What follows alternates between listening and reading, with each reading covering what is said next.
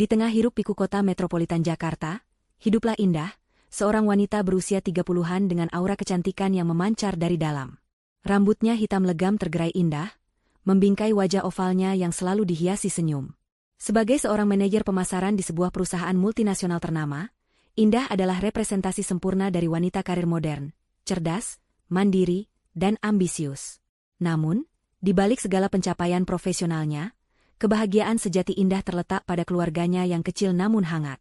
Indah adalah istri dari Bram, seorang pelaut tampan bertubuh atletis dengan kulit sawo matang yang eksotis, hasil dari petualangannya melintasi samudra.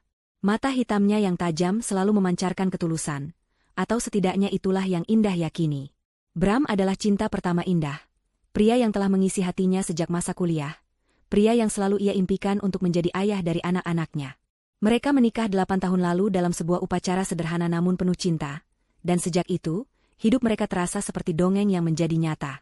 Buah hati cinta mereka adalah Putri, seorang gadis kecil berusia 5 tahun dengan rambut sebahu yang bergelombang dan mata bulat besar yang diwarisi dari sang ibu. Putri adalah permata hati Indah dan Bram, tawa riangnya adalah melodi terindah di rumah mereka yang nyaman di pinggiran Jakarta. Setiap pagi, Indah akan selalu menyempatkan diri mengantar Putri ke taman kanak-kanak, sebelum bergegas ke kantor. Di sore hari, mereka akan menghabiskan waktu bersama, entah itu membaca buku, mewarnai, atau sekadar bercerita tentang hari mereka. Hidup Indah terasa lengkap, harmonis, penuh cinta, dan nyaris sempurna. Namun, kesempurnaan itu harus diuji. Suatu sore, Bram pulang membawa kabar yang campur aduk. Wajahnya terlihat gembira namun juga sedikit cemas. "Sayang, aku dapat kontrak pelayaran panjang," katanya. Suaranya sedikit bergetar karena kegembiraan. "Ini proyek besar, bisa sampai 6 bulan atau bahkan lebih. Gajinya lumayan untuk tabungan masa depan Putri." Indah merasakan dadanya berdesir antara bangga dan cemas. Bangga karena suaminya mendapatkan kesempatan sebesar itu, cemas karena harus berpisah dalam waktu yang begitu lama. 6 bulan, ulang Indah, senyumnya sedikit pudar. "Lama sekali, Bram. Bagaimana dengan Putri? Dia pasti akan sangat merindukanmu." Bram segera mendekat, memeluk Indah erat. "Justru itu, sayang. Ini demi Putri juga. Kita bisa menabung lebih banyak untuk sekolahnya nanti, untuk masa depannya. Aku janji akan selalu menghubungi kalian, video call setiap ada sinyal. Waktu akan terasa cepat berlalu." Malam itu, mereka membicarakan segalanya, mulai dari rincian kontrak, persiapan Bram, hingga bagaimana Indah akan mengelola rumah dan Putri sendirian. Indah mencoba tegar, meyakinkan dirinya bahwa ini adalah bagian dari pengorbanan mereka demi masa depan yang lebih baik.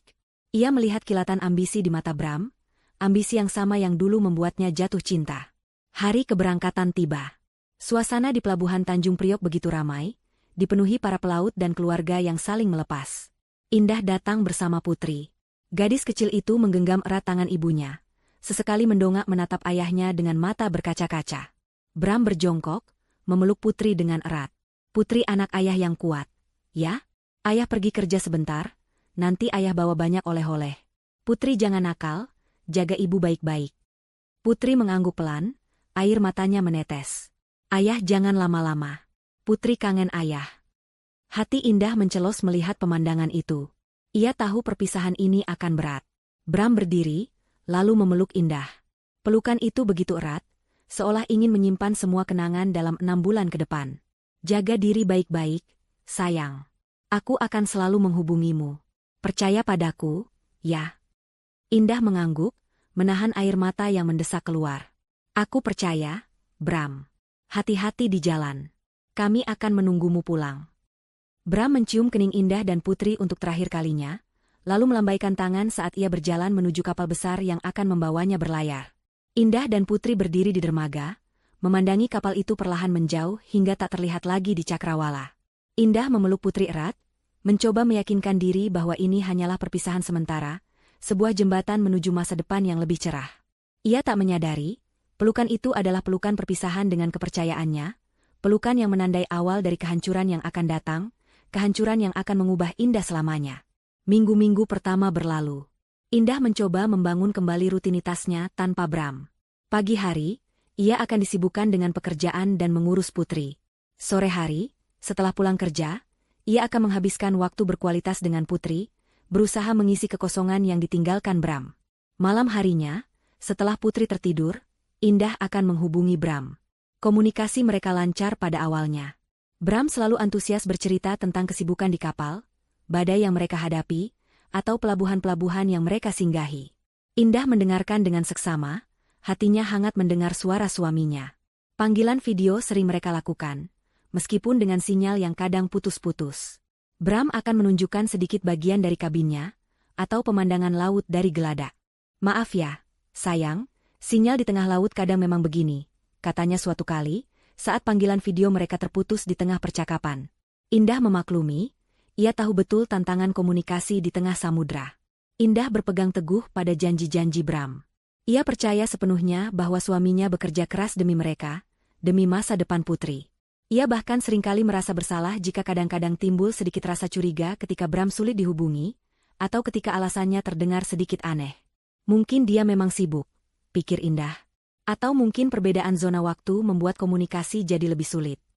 Ia selalu berusaha berpikir positif, menyingkirkan setiap benih keraguan yang mulai tumbuh di hatinya, tak ingin merusak kebahagiaan semu yang ia bangun sendiri.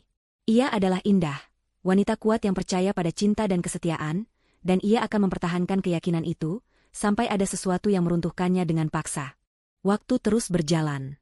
Minggu berganti bulan, dan entah mengapa, pola komunikasi Bram mulai berubah. Frekuensi panggilannya berkurang drastis. Jika dulu Indah bisa menghubunginya hampir setiap hari, kini kadang butuh 2 atau 3 hari baru Bram membalas pesannya, atau mengangkat teleponnya. Alasan yang diberikan pun semakin aneh dan tidak masuk akal. "Sinyal di sini jelek banget. Sayang, kapal kami masuk daerah terpencil."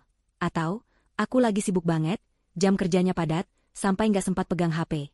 Atau bahkan, "Aku ketiduran, kecapean banget setelah bongkar muat."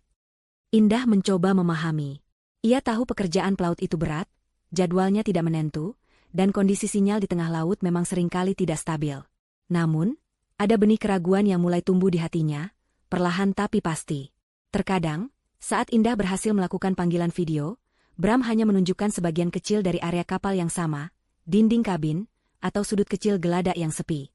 Tidak pernah lagi ia menunjukkan pemandangan laut yang luas, atau rekan-rekan kerjanya yang lalu lalang seperti di awal-awal pelayaran. Panggilan video juga seringkali terputus secara tiba-tiba, seolah Bram sengaja memutusnya dengan alasan sinyal. Indah mulai merasa ada sesuatu yang disembunyikan. Keanehan-keanehan kecil lainnya mulai bermunculan dan mengusik ketenangannya. Suatu malam, saat Indah sedang berbicara dengan Bram di telepon, ia bertanya tentang kota pelabuhan terakhir yang Bram singgahi.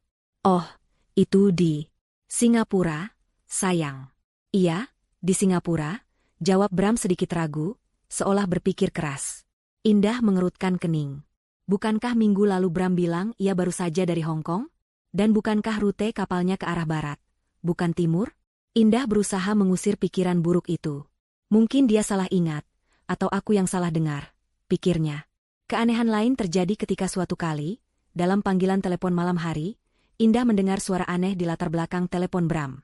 Bukan suara mesin kapal, deburan ombak, atau suara rekan kerja. Itu adalah suara tawa perempuan yang samar, lalu disusul alunan musik yang lembut, mirip musik lounge atau kafe. Suara-suara itu hanya terdengar sekilas, tapi cukup untuk membuat jantung Indah berdebar kencang. "Bram, suara apa itu? Kok seperti ada musik dan suara perempuan?" tanya Indah, berusaha menahan suaranya agar tidak terdengar curiga. Bram terdiam sejenak.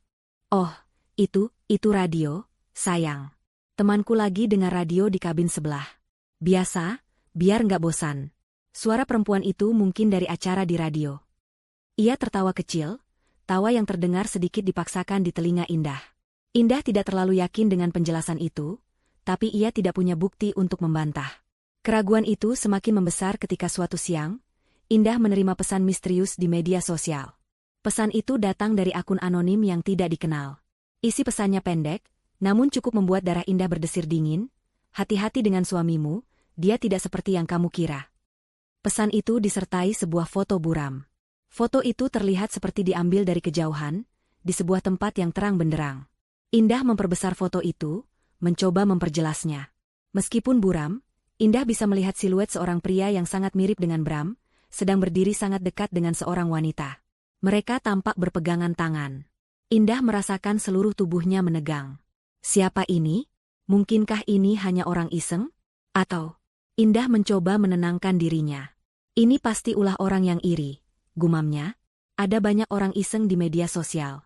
Lagi pula, fotonya sangat buram, bisa saja itu bukan Bram. Atau kalaupun itu dia, mungkin hanya teman lama atau rekan kerja. Ia menghapus pesan itu, berusaha keras mengabaikannya, menganggapnya hanya angin lalu yang mencoba mengganggu ketenangan rumah tangganya. Namun, benih kecurigaan itu kini sudah tertanam. Setiap kali Bram sulit dihubungi, setiap kali ia memberikan alasan yang meragukan, setiap kali panggilan video terputus tiba-tiba, dan setiap kali Indah teringat suara tawa perempuan di telepon, pesan misterius itu kembali terngiang.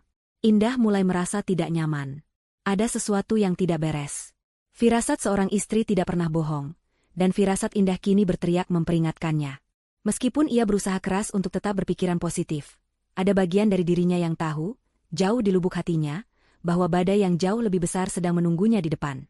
Udara di Jakarta terasa begitu terik hari itu, seolah ikut merasakan suhu hati Indah yang mulai membara oleh keraguan. Indah baru saja kembali dari menjemput Putri di sekolah, pikirannya masih dipenuhi bayangan foto buram dari pesan anonim itu. Ia mencoba meyakinkan dirinya bahwa itu hanya halusinasi, sebuah ketakutan yang mengada-ada. Namun, firasat buruk terus menghantuinya. Saat ia sedang menyiapkan makan malam, ponselnya berdering. Nama Citra muncul di layar. Citra adalah teman lamanya sejak SMA, yang kini tinggal di Bali. Mereka jarang sekali berkomunikasi, hanya sesekali berinteraksi di media sosial. Indah mengangkat telepon dengan sedikit heran. "Halo, Citra? Tumben telepon?" Sapa Indah, berusaha terdengar ceria. "Indah, apa kabar? Lama banget ya nggak ngobrol." Suara Citra terdengar antusias. Aku mau cerita nih, tapi jangan kaget ya." Jantung Indah mulai berdegup kencang. Firasatnya menjerit. "Ada apa, Cit? Cerita aja." "Gini, aku lagi di Desagara Resort, ada acara kantor. Nah, tadi siang pas lagi di kolam renang, aku kayak lihat orang yang familiar banget, mirip banget sama suamimu, Bram." Citra bercerita dengan nada penasaran yang bercampur sedikit kebingungan. Tangan Indah yang sedang memotong sayur mendadak berhenti. "Bram? Nggak mungkin, Cit. Bram lagi di kapal, pelayaran panjang. Mungkin kamu salah lihat orang." Suaranya terdengar tercekat. "Nah itu dia. Aku juga mikirnya gitu awalnya, makanya aku diam-diam foto. Mau mastiin kalau aku nggak salah lihat. Dan jujur, Indah, dia mesra banget sama cewek di sebelahnya. Kayak pasangan lagi liburan romantis gitu. Aku langsung kepikiran kamu." Citra berhenti sejenak, mungkin merasakan perubahan nada bicara Indah. "Aku nggak mau nuduh apa-apa ya, Indah. Cuma, aku kirim fotonya ke kamu ya. Kamu lihat sendiri aja."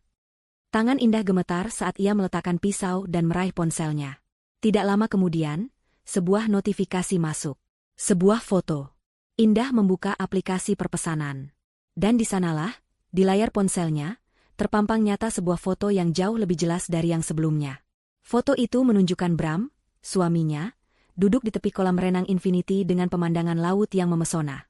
Ia mengenakan celana pendek santai, tubuhnya tampak lebih bugar dan berwarna kecoklatan daripada biasanya. Di sampingnya, seorang wanita berparas cantik dengan bikini minim tersenyum, manja sambil menyandarkan kepalanya di bahu Bram. Tangan Bram melingkar di pinggang wanita itu, ibu jarinya mengelus lembut kulit telanjang sang wanita. Keduanya tertawa lepas, terlihat sangat bahagia dan tanpa beban. Tidak ada sedikit pun jejak lelah seorang pelaut yang baru saja berbulan-bulan di laut. Yang ada hanyalah kebahagiaan sepasang kekasih yang sedang menikmati liburan mewah. Hati Indah syok, remuk redam, hancur berkeping-keping. Darah seolah berhenti mengalir di seluruh tubuhnya. Ponselnya nyaris terjatuh dari tangannya yang lemas. Dunia serasa runtuh dalam sekejap mata. Semua kebohongan, semua alasan sinyal jelek, semua cerita tentang kesibukan di kapal, semua itu sekarang tampak begitu jelas sebagai topeng. Ia tidak bisa lagi menyangkal. Wajah itu adalah wajah Bram yang begitu ia kenal, wajah yang sama yang ia cium sebelum keberangkatan, wajah yang sama yang ia tunggu setiap malam di video call. Dan wanita itu adalah Rara. Indah mengenalinya. Rara adalah janda kaya, pemilik butik mewah yang dulu pernah mencoba mendekati Bram secara terang-terangan sebelum Indah dan Bram menikah. Indah bahkan pernah memergoki Rara mencoba mengirimkan pesan genit pada Bram, namun Bram selalu meyakinkan Indah bahwa Rara hanyalah teman biasa, dan ia tidak menanggapi. Indah mempercayainya saat itu. Sekarang, kebenaran itu menghantamnya seperti palu godam. Putri, yang sedang bermain boneka di ruang tamu, datang menghampiri. "Mama, kok diam saja? Mama sakit." Indah tersentak. Ia dengan cepat menyembunyikan ponselnya di belakang punggung, memaksa senyum palsu. "Enggak, sayang. Mama enggak apa-apa. Cuma lagi mikir masakan apa ya yang enak untuk Putri." Putri kembali bermain, namun Indah tidak bisa bergerak. Matanya terpaku pada ponsel, pada foto mengerikan itu. Air mata mulai menggenang di pelupuk matanya. Suaminya, cinta pertamanya, pria yang ia percayai sepenuhnya, telah berbohong. Bukan sekadar berbohong, tapi mengkhianatinya dengan cara yang paling keji, bersenang-senang di resor mewah dengan wanita lain, sementara Indah di rumah mati-matian menjaga Putri dan menanti kepulangannya dengan harapan palsu. Malam itu, setelah Putri tertidur pulas, Indah duduk sendirian di ruang tamu yang gelap, ditemani cahaya rembulan yang masuk dari jendela. Air matanya tak terbendung lagi. Ia menangis terseduh-seduh, membiarkan setiap tetes kesedihan mengalir. Ia memegang foto pernikahan mereka, lalu bergantian menatap foto Bram dan Rara di ponsel. Kontrasnya begitu menyakitkan. Di satu sisi, ada dia dan Bram, mengenakan pakaian pengantin, berjanji setia sehidup semati. Di sisi lain, ada Bram dan Rara, di tempat yang jauh, merayakan pengkhianatan mereka dengan senyum bahagia. Ia merasa bodoh, sangat bodoh. Bagaimana mungkin ia begitu buta? Keanehan-keanehan itu, pesan anonim itu, semua tanda peringatan yang ia abaikan karena kepercayaannya yang membabi buta pada Bram. Ia telah menelan mentah-mentah setiap kebohongan, setiap alasan palsu. Hatinya tidak hanya hancur, tetapi juga dipenuhi kemarahan yang membara. Rasa sakit itu begitu nyata, menusuk hingga ke tulang. Bagaimana bisa orang yang paling ia cintai, orang yang menjadi dunianya, melakukan ini padanya? Pria yang berjanji akan selalu ada, pria yang seharusnya melindungi dan mencintainya, malah menikamnya dari belakang. Malam itu adalah malam tanpa tidur. Indah merangkak dari satu sofa ke sofa lain, memikirkan setiap momen kebersamaan mereka, mencoba mencari tahu kapan semua ini dimulai, kapan Bram berubah. Apakah cinta Bram padanya hanyalah sebuah kebohongan besar sejak awal? Pertanyaan-pertanyaan itu terus berputar di benaknya, menghancurkan sisa-sisa kepercayaannya, dan di tengah kehancuran itu, sebuah tekad baru mulai tumbuh, perlahan namun pasti, dari abu hatinya yang remuk. Tekad untuk bangkit, dan membuat Bram menyesali perbuatannya, penyesalan yang tak akan pernah ia lupakan seumur hidupnya. 2 hari berlalu dalam kabut kesedihan dan kemarahan bagi Indah. Rumah yang biasanya hangat kini terasa dingin dan hampa. Tawa Putri, yang biasanya menjadi penawar segala lelah, kini seperti gema yang menyakitkan, mengingatkannya pada keluarga yang sempurna namun ternyata rapuh. Indah menghabiskan sebagian besar waktunya mengurung diri di kamar, berpura-pura sakit agar Putri tidak terlalu curiga dengan kondisinya. Air mata sudah kering, digantikan oleh rasa mati rasa dan kekosongan yang menyesakan. Namun, Indah adalah seorang pejuang. Jiwanya tidak diciptakan untuk berlarut-larut dalam keterpurukan. Sebagai manajer pemasaran yang sukses, ia terbiasa menghadapi krisis, menganalisis masalah, dan menemukan solusi. Kali ini, krisis itu adalah hidupnya sendiri. Di penghujung malam kedua, saat Putri sudah terlelap, Indah bangkit dari tempat tidur. Ia berjalan ke depan cermin, menatap pantulan dirinya yang tampak lusuh, mata sembab, dan rambut acak-acakan. "Cukup, Indah," bisiknya pada pantulan itu. "Kamu tidak bisa terus seperti ini. Kamu punya Putri, kamu punya karir. Kamu jauh lebih kuat dari ini."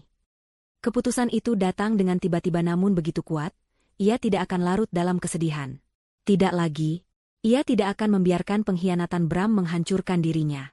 Sebaliknya, ia akan bangkit, pulih, dan lebih dari itu, ia akan membuat Bram menyesali setiap kebohongan dan pengkhianatan yang telah ia lakukan. Penyesalan yang mendalam, penyesalan yang akan menghantuinya seumur hidup. Ini bukan tentang balas dendam buta, tapi tentang keadilan dan harga diri. Pagi harinya, Indah memulai lembaran baru. Ia mandi, merias diri, dan memilih pakaian kerjanya yang paling rapi. Ia kembali menjadi Indah yang kuat dan profesional. Meski hatinya masih rapuh, wajahnya menunjukkan ketegasan yang baru. Langkah pertama dalam rencananya adalah mengumpulkan bukti. Indah mengambil ponselnya. Pesan dari Citra dengan foto Bram dan Rara di Bali itu adalah permulaan. Ia menyimpannya dengan hati-hati. Kemudian, ia membuka kembali pesan anonim yang dulu ia abaikan.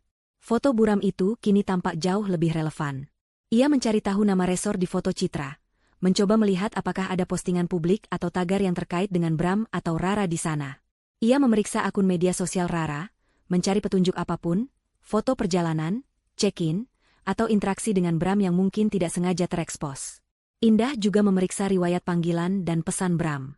Ia tahu semua alasan yang diberikan Bram, sinyal jelek, sibuk, kecapean, kini terdengar seperti kebohongan belaka.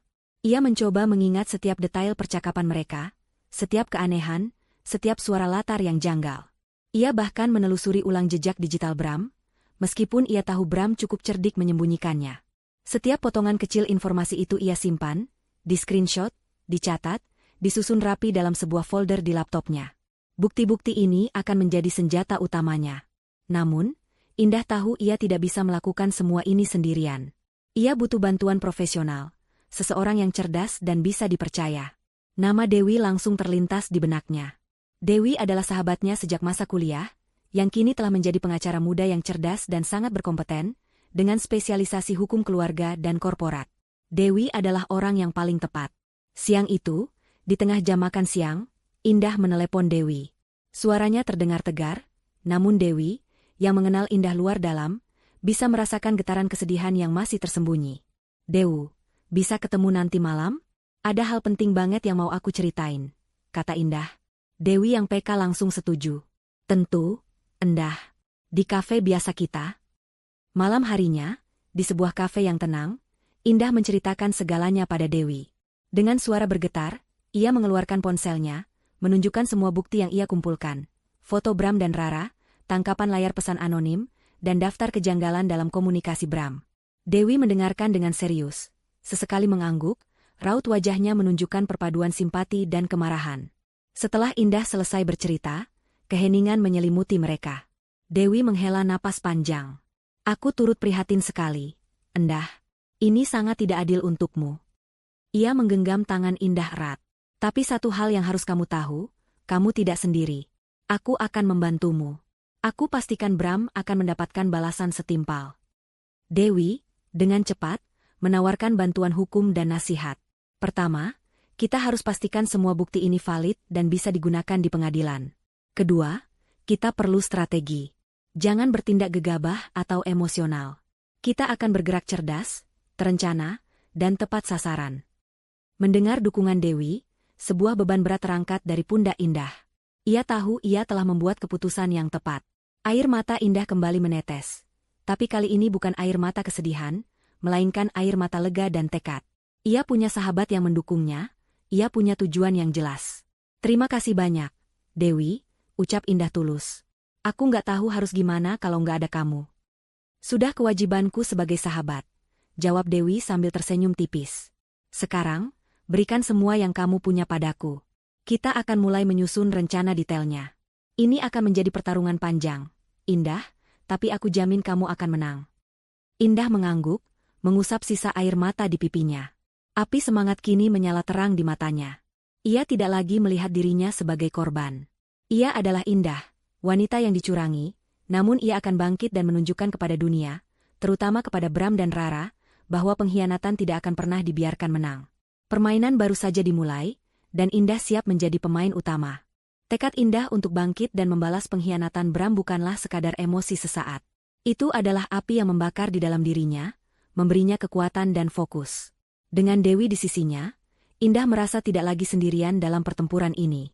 Mereka berdua duduk di kantor Dewi yang modern, dikelilingi tumpukan buku hukum dan aroma kopi. Peta pikiran di papan tulis putih Dewi dipenuhi dengan panah dan catatan, merinci setiap langkah strategi mereka. "Oke, Indah," Dewi memulai, mengenakan kacamata bacanya yang elegan. "Kita tidak akan hanya mengejar Bram. Kita akan menyerang akar masalahnya. Artinya, kita juga harus menguliti Rara." Indah mengangguk tegas. Rasa sakit akibat pengkhianatan Bram kini bercampur dengan kemarahan pada Rara, wanita yang dengan berani menghancurkan rumah tangganya. "Aku setuju, Dew. Aku ingin mereka berdua merasakan konsekuensinya." Investigasi mendalam pun dimulai. Dewi, dengan jaringannya yang luas dan kemampuannya melacak jejak digital, mulai menyelidiki lebih jauh tentang Rara. Mereka melacak jejak digital Rara melalui berbagai platform, mulai dari media sosial hingga berita-berita bisnis lokal. Tujuan mereka adalah mencari tahu tentang bisnisnya, aset-asetnya, dan terutama, kelemahannya. Rara ini janda kaya, pemilik butik mewah, tapi itu kan hanya di permukaan. jelas Dewi, jarinya menunjuk ke arah layar laptop yang menampilkan profil perusahaan Rara. Setiap bisnis pasti punya celah. Endah. Terutama bisnis yang tumbuh terlalu cepat. Kita akan cari tahu sumber kekayaannya, pola transaksinya, dan siapa saja rekan bisnisnya. Dalam beberapa hari, Dewi berhasil mengumpulkan informasi yang cukup mengejutkan. Rara memiliki beberapa properti atas nama perusahaan, namun ada indikasi transaksi keuangan yang mencurigakan. Ada juga rumor tentang masalah pembayaran pajak di masa lalu yang berhasil ditutup-tutupi. Ini bisa jadi titik lemah kita, gumam Dewi, matanya menyala. Pajak adalah momok bagi banyak pengusaha, terutama yang sedikit nakal. Sementara Dewi fokus pada aspek investigasi dan hukum Rara, Indah mengambil langkah-langkah untuk mengamankan posisinya sendiri. Ia mulai diam-diam mengamankan aset-asetnya. Hal pertama yang ia lakukan adalah memisahkan rekening tabungan pribadinya dari rekening bersama dengan Bram. Ia juga memindahkan sebagian besar tabungan pribadinya ke rekening investasi atas namanya sendiri, memastikan Bram tidak bisa mengaksesnya. Selain itu, ia mulai mencari tahu lebih detail tentang celah hukum terkait kasus perselingkuhan di Indonesia, khususnya dalam hal tuntutan ganti rugi dan hak asuh anak. Kita perlu pastikan hak asuh putri sepenuhnya jatuh ke tanganmu, kata Dewi suatu kali. Dan kita akan menuntut ganti rugi yang pantas atas kerugian moral dan material yang Bram sebabkan. Indah juga mulai mengumpulkan semua dokumen penting. Akta nikah, akta kelahiran putri, sertifikat rumah, surat kendaraan, dan semua dokumen keuangan. Ia membuat salinan digital dan fisik, menyimpannya di tempat aman yang tidak bisa diakses Bram. Bersama Dewi, mereka mulai menyusun strategi pembalasan yang komprehensif. Strategi ini tidak hanya bertujuan untuk menghancurkan Bram dan Rara secara finansial dan sosial, tetapi juga memastikan Indah keluar dari drama ini sebagai wanita yang kuat dan mandiri, dengan hak-haknya terlindungi sepenuhnya. Kita tidak akan menggunakan cara-cara yang emosional atau frontal di awal, tegas Dewi. Kita akan menyerang dari belakang, secara cerdas dan tepat sasaran. Mereka tidak akan menyadari siapa yang menyerang sampai semuanya terlambat. Mereka merancang tahapan serangan. Pertama, mereka akan mulai mengganggu stabilitas finansial Rara, tanpa mengungkapkan keterlibatan Indah. Ini akan menciptakan kepanikan dan mungkin perpecahan antara Bram dan Rara. Kedua, setelah Bram kembali, barulah Indah akan meledakkan bom waktu yang telah ia siapkan, mengungkapkan semua kebohongan Bram di depan matanya. Dan terakhir, mereka akan memastikan reputasi Bram hancur, tidak hanya di mata keluarga dan teman, tetapi juga di lingkup profesionalnya. Indah mendengarkan setiap detail rencana Dewi, mengangguk setuju. Wajahnya yang dulu diliputi kesedihan kini digantikan oleh ekspresi fokus dan tekad baja. Setiap langkah yang mereka susun terasa seperti bidak catur yang diatur dengan presisi. Ini bukan lagi tentang cinta yang hancur, tetapi tentang keadilan yang harus ditegakkan. Mereka pikir mereka bisa bermain-main dengan hati dan masa depanku, batin Indah, menatap peta pikiran di papan tulis. Aku akan tunjukkan pada mereka siapa Indah sebenarnya. Senyum tipis, dingin, dan penuh perhitungan tersungging di bibirnya. Mangsa telah mereka intai, dan kini saatnya memulai permainan. Permainan telah dimulai. Dengan Bram yang masih jauh di laut, dalam ilusi kesetiaan dan kesibukan pelayarannya, dan Rara yang tenggelam dalam kemewahan hasil perselingkuhan, Indah dan Dewi melancarkan pukulan pertama mereka. Ini adalah langkah yang sunyi, tanpa gembar-gembor, namun dirancang untuk menimbulkan riak yang akan berubah menjadi gelombang besar. Dewi, dengan keahliannya di bidang hukum korporat dan jaringan informan yang handal, telah menemukan beberapa kejanggalan dalam laporan keuangan dan transaksi bisnis Rara. Ada dugaan kuat mengenai penggelapan pajak dan praktik keuangan yang kurang transparan dalam beberapa perusahaan Rara, terutama yang terkait dengan impor barang mewah. Bukti-bukti ini, meski belum sepenuhnya solid untuk langsung menyeret Rara ke meja hijau, sudah cukup untuk menarik perhatian pihak berwenang. Kita tidak akan langsung menuntut, Endah, jelas Dewi suatu sore, saat mereka berdua membahas perkembangan ini di sebuah kafe. Itu terlalu frontal. Kita akan kirimkan laporan anonim dengan semua bukti awal ini ke Direktorat Jenderal Pajak, dan juga ke Unit Penyelidikan Keuangan. Fokusnya adalah dugaan dan indikasi, biar mereka yang bergerak. Indah mengangguk, matanya tajam. Jadi, mereka akan mulai diinvestigasi tanpa tahu siapa pelakunya. Tepat sekali, sahut Dewi, tersenyum tipis. Ini akan membuat Rara panik. Dia pasti akan berusaha menutupi jejak, dan itu akan menguras energi, waktu, dan tentu saja, uangnya. Beberapa hari kemudian, laporan anonim yang disusun rapi oleh Dewi, berisi data dan indikasi kuat tentang ketidakberesan finansial Rara, dikirimkan. Tidak butuh waktu lama bagi dampak awal untuk terasa. Kantor Rara mulai didatangi petugas pajak untuk audit mendadak. Beberapa rekan bisnisnya yang sebelumnya dekat, tiba-tiba menjadi menjaga jarak, karena mulai beredar rumor tentang investigasi internal yang melibatkan perusahaan Rara. Proyek-proyek baru yang sedang Rara garap mendadak tertunda, dan beberapa klien besar mulai mempertanyakan kredibilitasnya. Rara, yang terbiasa hidup dalam kemewahan dan tanpa masalah berarti, merasakan tekanan ini untuk pertama kalinya. Ia mulai sering terlihat gelisah, menelepon orang sana-sini, berusaha mencari tahu siapa yang melaporkannya dan bagaimana cara mengatasi masalah ini. Ia memarahi stafnya, menyalahkan para akuntan, namun tidak pernah menyadari bahwa dalang dibalik semua ini adalah wanita yang suaminya sedang ia rayu. Bram, yang masih bersama Rara di Bali, mulai merasakan dampak kecilnya. Liburan mewah mereka yang awalnya penuh tawa dan kemesraan, mulai diselingi dengan telepon-telepon panik Rara dan raut wajahnya yang tegang. Bram, yang hidupnya terbiasa diatur dan minim masalah, merasa sedikit terganggu dengan kepanikan Rara. Ia bertanya apa yang terjadi, dan Rara hanya menjawab dengan samar tentang masalah bisnis kecil atau audit rutin. Bram percaya begitu saja, tidak menyadari bahwa masalah kecil itu adalah gelombang pertama dari tsunami yang akan menimpanya juga. Indah tetap diam. Ia memantau berita tentang masalah Rara dari jauh, kadang melalui media online, kadang melalui informasi yang disampaikan Dewi. Setiap kali ia melihat raut panik di wajah Rara dalam sebuah liputan singkat acara sosial, atau mendengar Bram mengeluh tentang Rara yang kini sering murung, ada kepuasan kecil yang merayap di hatinya. Ini bukan balas dendam yang merusak, tetapi keadilan yang mulai bekerja. Saat berkomunikasi dengan Bram, Indah tetap berpura-pura tidak tahu apa-apa. Ia bahkan terkadang mengirimkan pesan-pesan manis, menanyakan kabar Bram, dan mengingatkan Bram untuk menjaga kesehatan. Bram, kamu baik-baik saja kan di sana? Jangan lupa makan ya, sayang. Putri kangen sekali sama ayah, tulis Indah suatu kali, dengan emoji hati yang menipu. Bram, yang merasa bersalah namun terlalu terlena dengan kehidupannya bersama Rara, membalas pesan Indah dengan hangat, tanpa sedikit pun curiga. Iya, sayang. Aku baik-baik saja. Kamu juga jaga diri ya. Nanti kalau sudah pulang, kita jalan-jalan sama Putri. Ia tidak tahu bahwa setiap pesan manis dari Indah adalah belati yang diasah, siap untuk menusuk di waktu yang tepat. Indah bahkan sesekali menelepon Bram, dan di salah satu percakapan itu, Bram mengeluh tentang Rara yang kini sedikit stres karena urusan bisnis. Indah hanya menanggapi dengan nada simpati palsu, hatinya dingin membeku. Indah tahu ini baru permulaan. Ia adalah pemburu yang sabar, mengintai mangsanya dari balik bayangan, membiarkan jebakan pertama bekerja, dan menunggu saat yang tepat untuk meledakkan bom waktu yang sesungguhnya. Penyesalan Bram dan Rara akan terasa lebih manis jika mereka hancur, tanpa menyadari tangan siapa yang mengayunkan palu. Bulan-bulan terasa berlalu begitu lambat bagi Indah, namun sekaligus begitu cepat. Setiap hari adalah latihan kesabaran dan akting. Ia tetap menjaga komunikasi dengan Bram, memainkan peran istri yang setia dan penuh rindu, sementara di balik layar, ia dan Dewi terus mengumpulkan amunisi. Masalah finansial Rara semakin memburuk, investigasi pajak mulai serius, membuat Rara seringkali terlihat murung dan frustrasi, bahkan sesekali ada berita singkat di media daring tentang pengusaha muda yang tersandung masalah.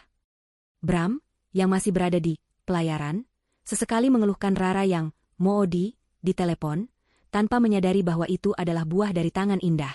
Akhirnya, hari yang ditunggu-tunggu tiba. Setelah berbulan-bulan lamanya, Bram pulang. Indah menerima kabar kepulangan Bram dengan hati yang dingin. Tidak ada gejolak rindu yang dulu selalu menghantamnya setiap kali Bram pergi. Yang ada hanyalah sebuah rencana yang sudah tersusun rapi, siap untuk dieksekusi. Pagi itu, Indah bangun lebih awal. Ia memastikan Putri sudah siap untuk ke sekolah dan sarapan. Putri mau lihat ayah pulang? Tanya Indah, berusaha menampilkan senyum ceria yang entah dari mana datangnya. Putri mengangguk antusias. Mau mama. Putri kangen ayah. Indah mengantar Putri ke sekolah, lalu ia kembali ke rumah untuk melakukan persiapan terakhir. Ia menata rumah seperti biasa, tidak ada yang terlihat aneh. Namun, di meja ruang tamu, di mana biasanya mereka meletakkan majalah atau vas bunga, kali ini Indah menyiapkan kejutan. Ia meletakkan sebuah amplop coklat berukuran sedang.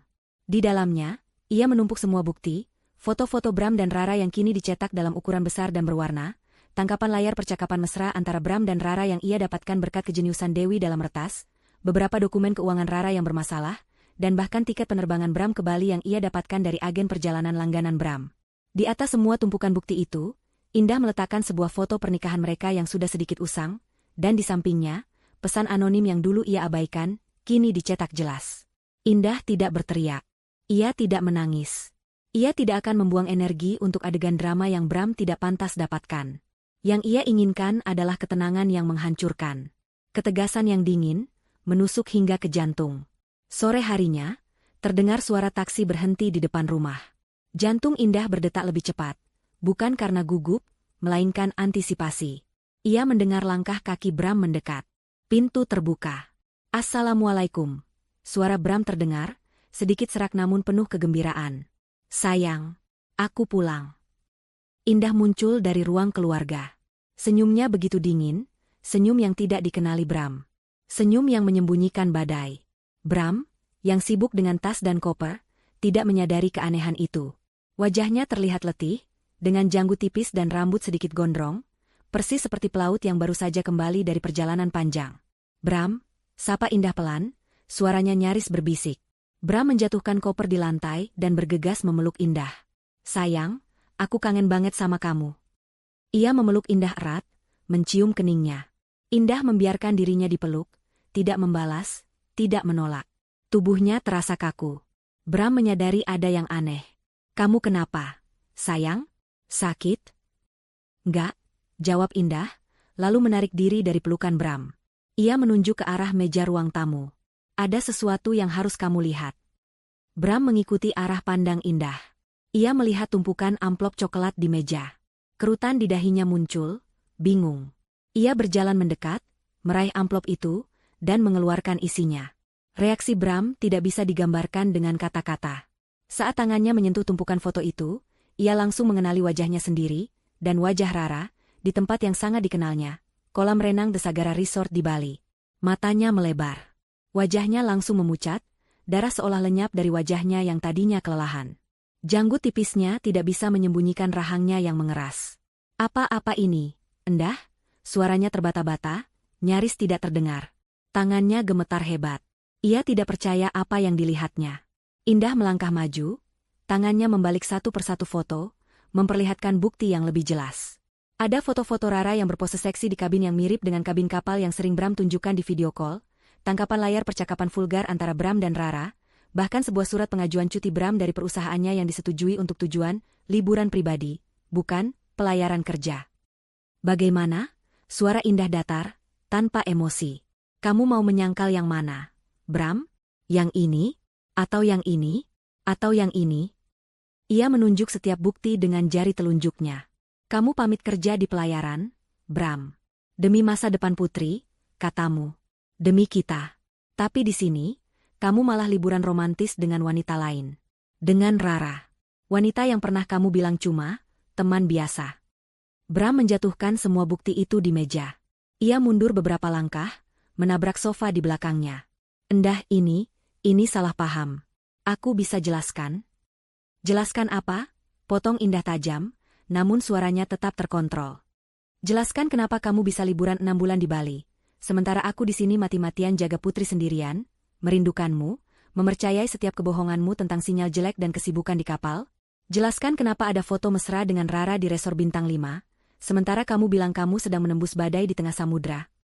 Air mata mulai mengalir dari mata Bram, air mata penyesalan dan kepanikan yang terlambat. Ia mencoba mendekati Indah, berlutut di kakinya. "Maafkan aku, sayang. Aku hilaf. Aku janji ini tidak akan terulang. Aku salah, aku sangat menyesal." Ia mencoba meraih tangan Indah, namun Indah menarik tangannya menjauh dengan jijik. "Menyesal?" Indah tertawa hambar. "Penyesalanmu tidak akan mengembalikan kepercayaanku yang sudah kamu hancurkan berkeping-keping, Bram. Penyesalanmu tidak akan menghapus rasa sakit yang kamu torehkan di hati Putri, saat dia merindukan ayahnya yang ternyata sedang bersenang-senang dengan wanita lain. Aku mohon, Indah, demi Putri, jangan begini." Bram mengangkat wajahnya yang kini basah oleh air mata. Matanya memohon. Indah menatapnya dengan pandangan kosong. "Demi Putri? Kamu seharusnya memikirkan Putri sebelum kamu terbang ke Bali. Kamu seharusnya memikirkan Putri sebelum kamu tidur dengan wanita lain. Kamu pikir kamu bisa menipu kami semua, Bram? Aku bisa memperbaikinya, Endah. Aku akan putuskan Rara. Aku akan lakukan apapun agar kita kembali seperti dulu. Janji Bram, suaranya putus asa. Terlambat, kata Indah, suaranya dingin seperti es. Kamu telah melewati batas, Bram. Kepercayaanku sudah mati. Hatiku sudah kebal. Tidak ada lagi yang bisa diperbaiki. Indah melangkah mundur, mengambil ponselnya. Aku sudah tahu semua yang perlu aku tahu. Aku juga sudah siapkan semua yang perlu kamu tahu. Ia mengabaikan Bram yang masih berlutut dan merangkak di lantai, memohon ampun. Indah melangkah menuju pintu. Mulai sekarang, kita bicara lewat pengacara. Kamu akan mendapatkan surat gugatan cerai sesegera mungkin. Indah meninggalkan Bram yang terkapar di lantai ruang tamu, dikelilingi bukti-bukti pengkhianatannya. Hatinya tidak lagi merasakan sakit yang menusuk, hanya kehampaan dan tekad yang kuat. Bom waktu telah meledak.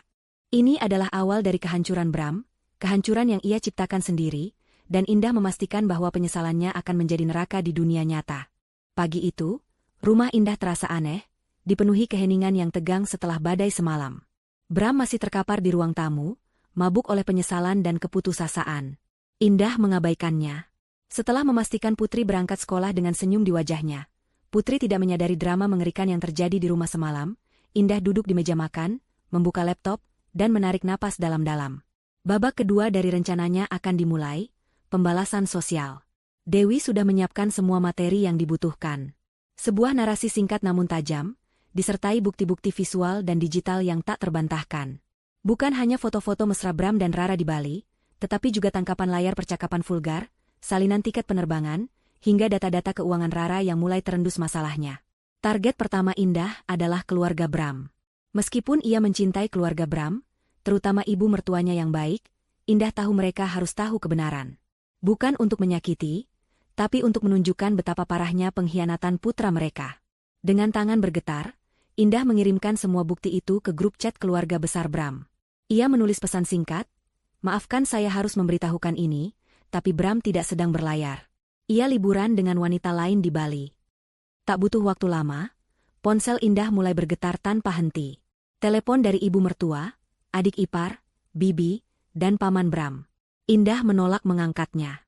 Biarkan mereka mencerna sendiri kebenaran pahit itu. Beberapa jam kemudian, ibu mertuanya datang ke rumah, wajahnya pucat pasi, matanya sembab. "Indah, ini tidak mungkin, kan?"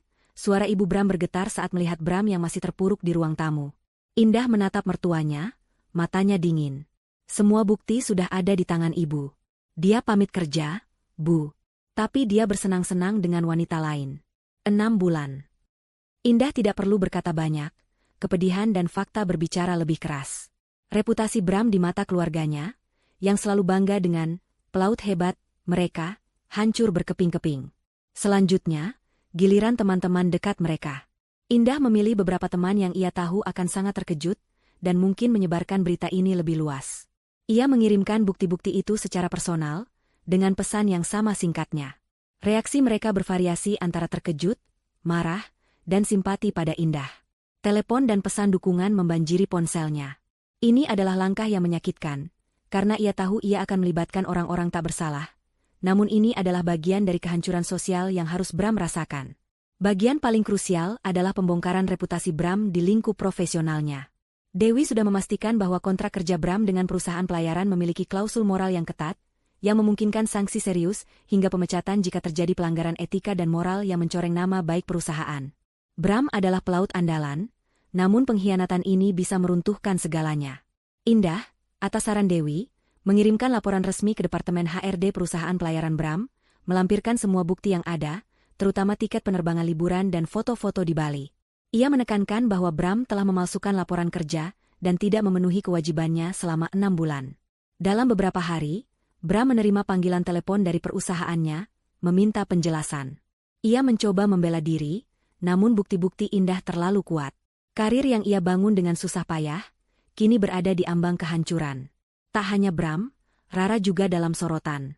Masalah hukum terkait dugaan penggelapan pajaknya telah menjadi berita panas di kalangan pebisnis dan sosialita. Dulu, Rara adalah sosok yang disegani di dunia mode dan bisnis. Kini ia menjadi bahan gosip dan cemoohan. Rekan bisnisnya menjauh, takut terkena imbas masalah hukumnya. Beberapa pemasok membatalkan kerjasama, dan ia kehilangan banyak klien besar yang tidak ingin reputasi mereka tercoreng. Media sosial Rara yang tadinya penuh dengan postingan glamor, kini dibanjiri komentar pedas dan pertanyaan tentang pacar rahasianya. Skandal perselingkuhan dengan Bram juga mulai menyebar di lingkungan sosial Rara, membuatnya semakin terisolasi. Kehidupannya yang dulu sempurna, kini berantakan total. Dampak ke Putri adalah hal yang paling Indah khawatirkan. Ia tidak ingin Putri terluka oleh kekacauan ini. Suatu sore, setelah pulang sekolah, Indah mengajak Putri duduk di sofa. Dengan suara lembut dan kata-kata yang mudah dimengerti anak kecil, Indah menjelaskan situasi ini. Sayang, Indah memegang tangan Putri. Ayah melakukan kesalahan besar. Ayah tidak jujur pada Mama. Ayah pergi liburan dengan orang lain, bukan bekerja di kapal seperti yang kita tahu. Mata Putri yang bulat menatap Indah dengan kebingungan. Jadi ayah bohong, Mama? Iya, Nak. Ayah berbohong. Tapi Mama tidak akan membiarkan ayah menyakiti kita lagi. Mama akan selalu melindungi Putri. Mama akan selalu ada untuk Putri. Indah memeluk Putri erat. Ia tidak menjelaskan detail perselingkuhan, hanya fokus pada ketidakjujuran Bram dan jaminannya bahwa ia akan menjaga Putri. Putri tidak sepenuhnya mengerti, tapi ia merasakan ketulusan dari pelukan ibunya. Dari kejauhan, Indah bisa melihat bagaimana dunia Bram dan Rara runtuh satu persatu. Bram yang dulu arogan kini menjadi sosok yang rapuh, tertekan oleh cemoohan keluarga, teman, dan ancaman dari perusahaannya. Rara, yang selalu tampil glamor, kini terlihat pucat dan tertekan oleh masalah hukum dan sosialnya. Indah tidak merasa puas dalam arti yang kejam, namun ia merasakan kelegaan. Ini adalah keadilan. Mereka telah menabur angin, dan kini mereka menuai badai. Bram dan Rara benar-benar menyesal, tapi penyesalan itu datang terlambat. Indah telah memastikan bahwa kehancuran mereka tidak hanya bersifat pribadi, tetapi juga terbuka di depan umum, sesuai dengan pengkhianatan yang mereka lakukan secara terang-terangan. Drama kehancuran sosial dan reputasi yang dipicu Indah tak hanya menimpa Bram sendirian, tetapi juga merambat cepat pada Rara. Seperti yang telah Indah perkirakan, hubungan yang dibangun di atas kebohongan dan pengkhianatan tidak akan bertahan lama di bawah tekanan. Ketika gelombang masalah finansial dan sosial menghantam Rara bertubi-tubi, hubungannya dengan Bram mulai retak, lalu hancur berantakan. Rara adalah wanita yang terbiasa hidup dalam kemewahan dan kesenangan. Ia tak pernah benar-benar mencintai Bram, melainkan hanya tertarik pada status, pesona, dan perhatian yang Bram berikan saat ia kesepian. Kini, Bram bukan lagi sumber kesenangan, melainkan sumber masalah. Audit pajak yang tak kunjung usai, klien-klien yang kabur, reputasi yang hancur di kalangan sosialita Jakarta, semua itu adalah beban yang terlalu berat untuk Rara pikul sendirian. Ia merasa seperti kapal yang karam, dan Bram adalah jangkar yang menyeretnya semakin dalam. "Kamu ini bawa sial," teriak Rara suatu malam, saat ia dan Bram berada di Bali, di resor yang dulu menjadi saksi bisu kemesraan mereka, kini terasa dingin dan penuh ketegangan. Ponselnya berdering terus-menerus dengan panggilan dari pengacara dan akuntan. "Bisnisku hancur. Klien-klienku pergi. Semua ini gara-gara kamu dan masalah keluargamu itu." Bram, yang juga sedang tertekan oleh panggilan dari kantor dan cemoohan dari keluarganya sendiri, mencoba membela diri. "Bukan salahku, Ra. Aku tidak tahu Indah akan sekejam ini. Aku sudah minta maaf padanya, tapi dia tidak mau dengar. Aku tidak peduli Indah MU itu sekejam apa." Rara memotongnya, matanya menyala marah. "Yang jelas, hidupku berantakan sejak aku berhubungan denganmu. Kamu hanya membawa masalah, Bram. Aku tidak butuh pria yang cuma bisa menyusahkan dan tidak punya uang lagi untuk membiayaiku." Kata-kata Rara menusuk hati Bram lebih dalam dari 1000 pisau. Ia tak menyangka Rara, wanita yang selama ini ia nikmati pesonanya dan kekayaannya, akan begitu tega menghinanya. Ia menyadari betapa dangkalnya hubungan mereka. Rara tidak mencintainya, hanya memanfaatkan dirinya sebagai pelarian dan mainan baru. Ketika masalah finansial dan sosial Rara semakin parah, ia menyalahkan Bram dan memutuskan hubungan mereka. Tidak ada lagi pelukan mesra, tidak ada lagi tawa genit. Yang ada hanya amarah dan tuduhan. "Pergi dari hidupku, Bram. Aku tidak mau berurusan lagi denganmu. Kamu hanyalah beban." Rara mengusir Bram dari villa mewah yang mereka sewa. Ia tidak ingin lagi melihat wajah Bram, pria yang hanya membawa kehancuran dalam hidupnya. Bram terpuruk. Ia kehilangan segalanya dalam waktu singkat. Rara, yang menjadi pelariannya dari kenyataan, kini meninggalkannya begitu saja, tanpa ampun. Reputasinya di mata keluarga dan teman-teman dekatnya hancur lebur. Ibunya tak henti-hentinya menangis dan menyalahkannya. Ayahnya yang biasanya tenang, kini menatapnya dengan kekecewaan yang mendalam. Dari perusahaan pelayarannya, Bram menerima surat skorsing dan ancaman pemecatan. Peluangnya untuk mendapatkan pekerjaan di industri pelayaran, bahkan di perusahaan lain, nyaris nol karena namanya sudah tercoreng akibat pelanggaran etika yang ia lakukan. Ia tidak lagi memiliki pekerjaan, tidak lagi memiliki penghasilan, dan tidak lagi memiliki tempat berlindung. Hidupnya yang dulu tertata rapi, kini berantakan seperti puing-puing. Bram berjalan tanpa arah di jalanan Bali, merasa hampa dan sendirian. Ia merindukan senyum indah, tawa polos Putri. Ia merindukan rumahnya yang tenang, kehangatan yang dulu selalu menyambutnya. Ia merindukan hidupnya yang dulu sempurna. Penyesalan itu menghantamnya seperti gelombang pasang, rasa sakit yang luar biasa melumpuhkan setiap sendi tubuhnya. Ia tahu ia telah berbuat kesalahan fatal, kesalahan yang tak bisa ditarik kembali. Ia telah mengkhianati wanita yang tulus mencintainya demi kesenangan sesaat, dan kini ia membayar mahal. Sementara Bram terpuruk dalam kehancuran yang ia ciptakan, Indah, dengan bantuan Dewi, melangkah maju. Pada hari ketiga setelah Bram kembali, saat Bram masih mencoba menata kembali pikirannya yang kalut dan mencoba menghubungi Indah berulang kali, panggilan yang tidak pernah Indah angkat, Indah mengajukan gugatan cerai. Dewi memastikan semua dokumen telah lengkap. Gugatan cerai tersebut tidak hanya menuntut perceraian, tetapi juga hak asuh penuh atas Putri. Indah tidak akan membiarkan Putri berada dalam lingkungan yang tidak sehat, atau memiliki ayah yang tidak bisa dipercaya. Selain itu, Indah juga menuntut sebagian besar aset bersama sebagai kompensasi atas kerugian material dan imaterial yang telah ia alami akibat pengkhianatan Bram. Ini termasuk rumah, sebagian besar tabungan, dan aset lainnya. Ia juga menuntut nafkah anak yang pantas. Surat panggilan sidang tiba di tangan Bram beberapa hari kemudian. Ia membukanya dengan tangan bergetar, membaca setiap baris dengan putus asa. Ia tahu ini adalah akhir dari segalanya. Indah tidak main-main. Ia telah memutus semua jembatan dan membakar setiap harapan Bram untuk kembali. Bram mencoba menghubungi Indah lagi, memohon untuk bertemu, memohon kesempatan terakhir untuk memperbaiki semuanya. Namun Indah hanya mengirimkan pesan singkat, semua komunikasi akan melalui pengacara saya, Dewi. Di sisi lain, Rara juga menghadapi kenyataan pahit. Butiknya mulai bangkrut, dan aset-asetnya dibekukan untuk penyelidikan pajak. Ia kehilangan teman, uang, dan status sosial. Ia mencoba mencari dukungan dari teman-temannya yang dulu selalu ia traktir, namun tak ada satupun yang bersedia membantunya. Ia sendirian. Hidupnya yang dulu penuh cahaya kini gelap gulita. Bram dan Rara, dua orang yang pernah bersenang-senang di atas penderitaan Indah, kini sama-sama terjebak dalam neraka penyesalan. Mereka kehilangan satu sama lain, kehilangan reputasi, kehilangan harta, dan kehilangan arah hidup. Penyesalan itu nyata, menggerogoti mereka dari dalam, namun sudah terlambat. Indah telah memastikan bahwa mereka akan merasakan harga sebenarnya dari pengkhianatan. 6 bulan kemudian, di sebuah ruang sidang Pengadilan Agama Jakarta Selatan yang tampak kaku dan formal, suasana terasa begitu tegang. Aroma antiseptik dan kertas-kertas lama memenuhi udara, menjadi latar belakang bisu bagi drama hukum yang akan segera dimainkan. Ini adalah hari sidang perceraian antara Indah dan Bram. Indah duduk tegak di kursi penggugat, mengenakan setelan blazer hitam yang elegan. Wajahnya tenang, memancarkan ketenangan yang dingin, seolah tak ada gejolak badai di dalam dirinya. Di sampingnya, Dewi berdiri kokoh, siap menghadapi segala kemungkinan. Dewi tampak profesional dengan setelan serba gelapnya, tumpukan berkas di tangannya adalah senjata paling ampuh. Tatapannya tajam, mencerminkan kepercayaan diri dan tekad untuk memenangkan kasus ini demi sahabatnya. Di seberang ruangan, duduklah Bram. Ia terlihat sangat berbeda dari Bram yang dulu. Wajahnya kini kuyu, tatapan matanya kosong, dan tubuhnya terlihat lebih kurus.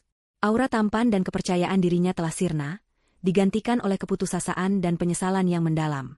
Ia ditemani oleh seorang pengacara yang tampak muda dan kurang berpengalaman, yang sesekali melirik Bram dengan ragu. Proses perceraian berjalan panas. Pengacara Bram memulai dengan mencoba menyangkal tuduhan perselingkuhan, berdalih bahwa itu hanya kesalahpahaman dan Bram sedang dalam perjalanan dinas yang tidak biasa. Ia mencoba membangun narasi bahwa Bram adalah korban kesalahpahaman, dan semua bukti itu bisa dijelaskan. Bram sendiri berusaha memberikan kesaksian dengan suara bergetar, memohon pengampunan di hadapan majelis hakim, dan mencoba meyakinkan bahwa ia sangat menyesali perbuatannya dan ingin kembali kepada Indah dan Putri. Namun, bukti-bukti Indah sangat kuat, tak terbantahkan. Dewi berdiri dan mempresentasikan setiap potongan bukti dengan lugas dan meyakinkan. Ia memproyeksikan foto-foto mesra Bram dan Rara di balik layar besar, memperlihatkan tiket penerbangan dan slip cuti Bram yang menunjukkan tujuan liburan, bukan pekerjaan. Ia menunjukkan transkrip percakapan digital antara Bram dan Rara yang vulgar dan penuh kemesraan. Tak hanya itu, Dewi juga menyertakan laporan kepolisian terkait masalah finansial Rara yang kini telah memasuki tahap penyelidikan resmi, mengaitkan Bram dalam narasi kehancuran moral dan etika. Yang mulia majelis hakim, ujar Dewi dengan suara lantang dan jelas, tergugat telah dengan sengaja melakukan pengkhianatan yang sistematis. Ia memalsukan tujuan kepergiannya, berbohong kepada istri sah dan anaknya, hanya untuk bersenang-senang dengan wanita lain. Bukti-bukti yang kami ajukan bukan sekadar indikasi, melainkan fakta yang tak bisa dibantah. Tindakan ini tidak hanya merusak ikatan pernikahan, tetapi juga merendahkan martabat penggugat dan melukai psikologis seorang anak di bawah umur. Pengacara Bram mencoba interupsi, namun Dewi dengan cepat menepisnya dengan argumen hukum yang solid. Indah, selama Dewi berbicara, menatap Bram. Ada ketenangan yang menakutkan di matanya. Ia tidak lagi merasakan amarah yang membakar, hanya kelegaan bahwa kebenaran akhirnya terungkap di hadapan hukum. Beberapa kali sidang diadakan, dengan saksi-saksi dari pihak Indah, termasuk beberapa teman dekat yang bersedia memberikan kesaksian tentang perubahan sikap Bram dan informasi yang mereka terima. Bahkan, ada seorang mantan rekan kerja Bram dari perusahaan pelayaran yang bersedia memberikan kesaksian bahwa Bram tidak pernah terdaftar dalam daftar awak kapal yang berlayar ke rute yang ia klaim. Dewi sebagai pengacara Indah tampil gemilang, ia tidak hanya mengandalkan emosi, tetapi juga hukum dan fakta, membongkar setiap alibi Bram dengan detail yang mematikan.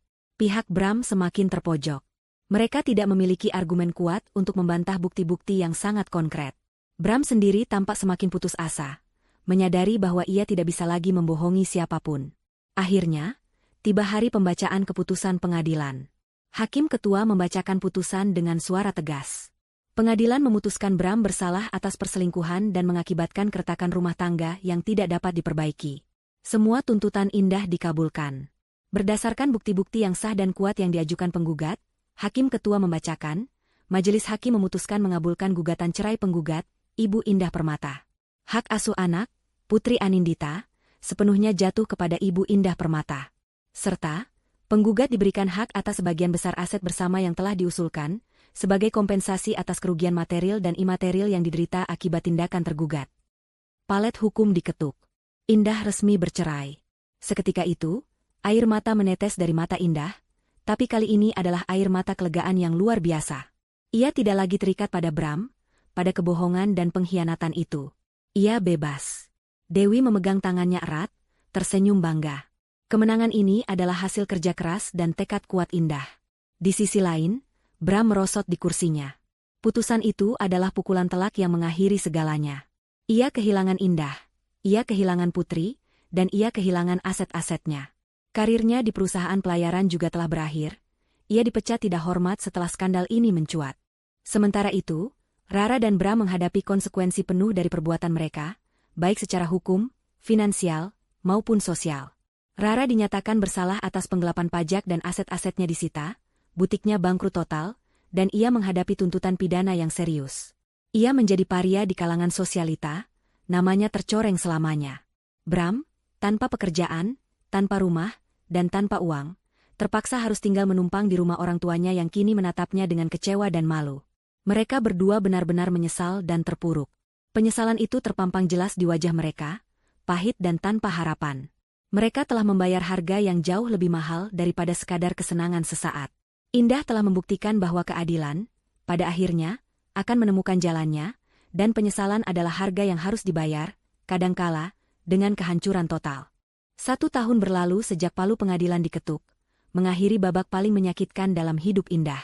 Rumah yang dulu dipenuhi bayangan pengkhianatan kini terasa lapang, diisi tawa Putri dan energi positif yang dipancarkan Indah. Ia berdiri di depan jendela kamarnya, menatap pemandangan kota Ungaran yang asri di pagi hari, secangkir teh hangat mengepul di tangannya. Senyum tipis terukir di bibirnya, bukan lagi senyum dingin penuh perhitungan, melainkan senyum tulus seorang wanita yang telah menemukan kembali kedamaian. Indah telah bangkit, tidak hanya sebagai korban yang selamat, tetapi sebagai wanita yang lebih kuat, mandiri, dan bijaksana. Perjalanan itu tidak mudah. Ada hari-hari di mana kenangan pahit masih datang menghantui, atau rasa lelah karena harus menjadi orang tua tunggal sekaligus wanita karir yang sukses. Namun, setiap kali keraguan itu datang, ia akan menatap Putri, permata hatinya, dan mengingat pelajaran berharga yang ia dapatkan. Kekuatan sejati ada pada dirinya sendiri, bukan pada hubungan, bukan pada bergantung pada orang lain. Ia belajar untuk mencintai dirinya sendiri terlebih dahulu, untuk menghargai integritas dan harga dirinya di atas segalanya. Indah kini sepenuhnya fokus pada masa depan. Karirnya melesat bagaikan roket. Pengalamannya menghadapi krisis pribadi, justru membuatnya lebih tangguh dan inovatif di dunia profesional. Ide-ide pemasarannya semakin brilian, dan ia berhasil membawa perusahaannya mencapai target-target ambisius. Ia menghabiskan sebagian besar waktunya dengan Putri, memastikan gadis kecilnya mendapatkan kasih sayang dan perhatian penuh. Mereka sering menghabiskan akhir pekan bersama, berpetualang ke tempat-tempat baru di sekitar Jawa Tengah, atau sekadar menghabiskan sore di taman. Putri tumbuh menjadi anak yang ceria dan cerdas, memahami bahwa meskipun ayahnya tidak ada, ibunya adalah segalanya baginya. Indah juga belajar untuk membangun kembali kehidupannya secara sosial. Hubungannya dengan Dewi semakin erat. Dewi bukan hanya sahabat tapi juga pilar kekuatannya. Mereka sering bertemu untuk sekadar mengobrol santai, atau berbagi tawa yang dulu sempat hilang. Indah juga mulai membuka diri pada pertemanan baru, menjalin koneksi dengan wanita-wanita hebat lainnya yang menginspirasinya. Sementara itu, berita tentang Bram dan Rara sesekali sampai ke telinga Indah, namun kini ia menerimanya tanpa gejolak emosi. Bram, setelah dipecat dari perusahaannya, kesulitan mencari pekerjaan di industri pelayaran. Reputasinya yang hancur membuatnya sulit diterima dimanapun. Ia terpaksa bekerja serabutan, tinggal di rumah orang tuanya, dan menghadapi cemoohan serta penyesalan yang tak berujung. Ia sesekali mencoba menghubungi Putri, mengirimkan hadiah, atau meminta Indah untuk bertemu, namun Indah selalu menjaga jarak dan berkomunikasi hanya melalui perantara. Ia memastikan Putri tahu ayahnya menyayanginya, namun batasan yang jelas telah ditarik. Rara juga menghadapi nasib serupa. Bisnisnya benar-benar bangkrut, aset-asetnya disita, dan ia harus menghadapi proses hukum yang panjang. Ia kehilangan semua kemewahan dan status sosialnya. Hidupnya yang dulu penuh gemerlap kini gelap gulita, diasingkan dari lingkungan yang dulu memujanya. Mereka berdua, Bram dan Rara, benar-benar menyesal dan terpuruk, sebuah konsekuensi nyata dari pengkhianatan yang mereka lakukan. Indah telah membuktikan bahwa pengkhianatan tidak akan pernah menang. Kebenaran dan keadilan akan selalu menemukan jalannya. Ia telah menunjukkan bahwa penyesalan adalah harga yang harus dibayar mahal. Indah tidak lagi hidup dalam bayang-bayang masa lalu. Ia telah memaafkan, bukan untuk Bram, tapi untuk dirinya sendiri, untuk membebaskan hatinya dari belenggu amarah. Ia menatap masa depan dengan optimisme yang baru. Indah tahu hidup mungkin masih menyimpan tantangan. Namun ia percaya diri bahwa ia akan mampu menghadapinya. Mungkin di suatu hari nanti, cinta yang lebih tulus dan pantas akan datang mengetuk pintu hatinya. Tapi untuk saat ini, kebahagiaan Indah terletak pada Putri, pada karirnya, dan pada dirinya sendiri. Ia telah membangun kembali hidupnya dari puing-puing, menjadi versi terbaik dari dirinya. Ini bukan akhir. Ini adalah babak baru yang penuh harapan dan kekuatan.